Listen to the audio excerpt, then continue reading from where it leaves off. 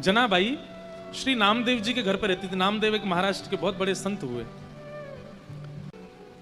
पूरे दिन तो नामदेव जी के यहां सेवा करती थी और शाम को नामदेव जी कीर्तन करते थे।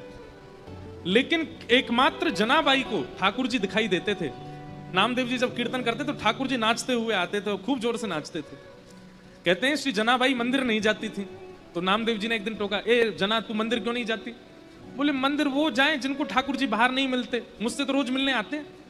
आप जब शाम को कीर्तन करते हो इतने सारे वैष्णव आते हैं, तब बीच में पीतांबरी पहन करके विठोबा भी आते हैं, विठल भी आते हैं और आके नृत्य करते हैं। एक बार एकादशी थी, बहुत भीड़ लगती है पंडरीनाथ भगवान के दर्शन की एकादशी के दिन। तो जनाबाई आज नामदेव जी से क्या बोली, आज एकादशी है। बोले तो और दिन से आज कीर्तन थोड़ा कम कीजिएगा। बोले क्यों? बोले आप कीर्तन करोगे विठोबा आएंगे, वो सुबह से थके हुए हैं, और आप बहुत जोर जोर से कीर्तन करोगे तो वो नाचेंगे, और वो नाचेंगे तो पहले से थके हुए और थक जाएंगे। इसलिए मेरी प्रार्थना आज कीर्तन कम करना। तो सब लोग कहते, बोले अरे जना तू कैसी बात करती है, बल्कि आज तो एकादशी, आज तो और दिन से ज्यादा कीर्तन होगा। तो जनाबाई रोती थी, चरण पकड़ लेती थी। बोले मैं आपके हाथ जोड़ रही हूं, आज कीर्तन कम करना, नहीं तो विठोबा के पांव में दर्द हो जाएगा। लेकिन कौन माने, जब तरंग आती है कीर्तन में तो सब नाचते हैं और जोर जोर से नृत्य होने लगा। इतने में ठाकुर जी आ गए। तो जनाबाई सबके पास जा करके बोले मत नाचो, बैठो, आप नाचोगे तो विठोबा भी नाचेगा और उसके पांव में दर्द हो जाएगा, बैठो बैठो। सबको बैठाती। ठाकुर जी बोले ए जना तू सबको बैठा मत, नाचने दे।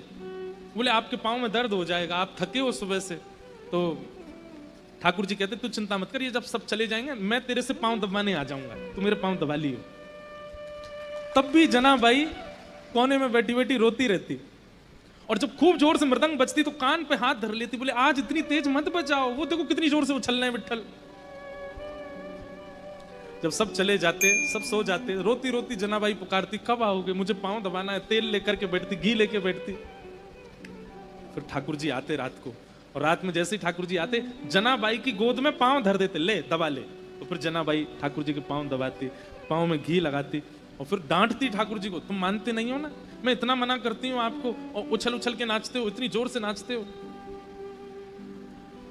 कुछ खाया आपने? ठाकुर जी बोले हाँ पूरन पूली खाई।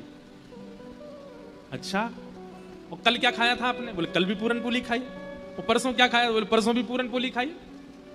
जनाबाई बोली रोज पूरन पोली खाते हो? बोले मंदिर में यही बनता है, रोज एक सा ही प्रसाद बनता है। तो जनाबाई बोली मैं कुछ और बना के खिलाऊं? तो ठाकुर जी बोले बनाओ। तो जनाबाई बनाने लगी। ठाकुर जी बैठे थे तो जनाबाई बोली बैठने आए हो बस, मेरे छोटे छोटे हाथ हैं, मैं भी तो थक रही हूँ, चलो आओ मेरे साथ बनवाओ। तो ठाकुर जी सब्जी अमनिया कर रहे थे जनाबाई के साथ।